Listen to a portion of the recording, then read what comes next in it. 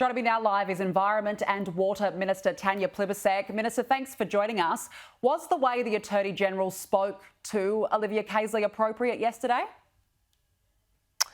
Well, it's a very heated exchange between a passionate Attorney-General who spent his whole life defending the rule of law and a journalist who was doing her job, an excellent journalist pursuing the government to get answers. It was a heated exchange.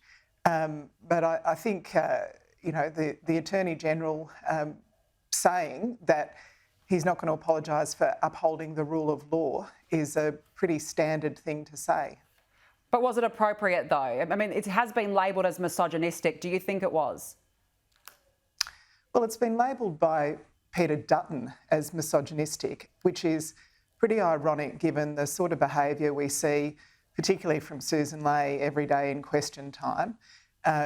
Things get pretty heated and they are, in their boots and all when you see some of our women ministers up at the dispatch box. So I don't know. I think it's frankly a bit rich from their behaviour to be calling out the Attorney-General. So you're comfortable with the way the Attorney-General spoke to Olivia Caisley yesterday? No, I think people should speak calmly whenever they can. In public life and in politics, they should speak calmly. But what you saw was a heated exchange between an excellent Attorney-General and an excellent journalist. This whole detainee saga has been a real dog's breakfast from the beginning. Why is Labor still passing the buck here? Why won't the government take responsibility for it? Well, we are taking responsibility. We introduced and passed laws last night that allow for preventative detention based on the high-risk terrorism offenders laws that were had bipartisan support under the previous government.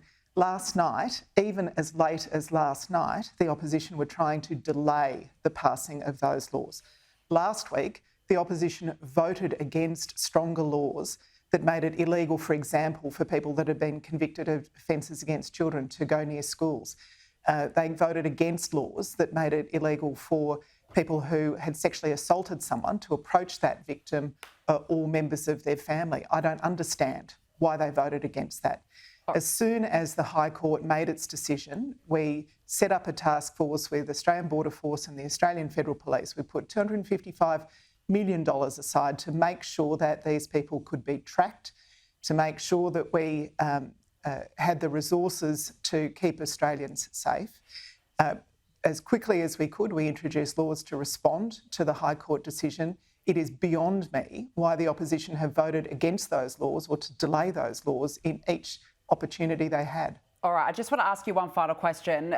I want to talk about Israel. There's a cross-party delegation that is going to Israel next week, but there are no senior Albanese ministers in attendance. Why are senior ministers still not putting their hand up to go to Israel? Why haven't they gone yet? Well, this is a privately funded study tour and it's not really appropriate for ministers to be accepting privately funded study tours. The Foreign Minister is in frequent contact with her counterpart in Israel and with others in the region. And the Prime Minister is in frequent contact with his counterpart and others in the region.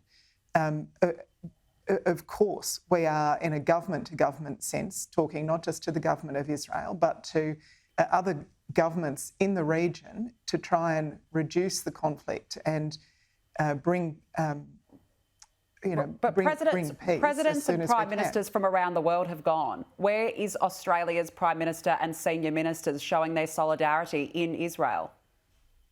Well, we're in frequent contact, as I say, and just 2 weeks ago, the opposition was criticising the Prime Minister for being out of the country too often. Now they're criticising him for not being out of the country.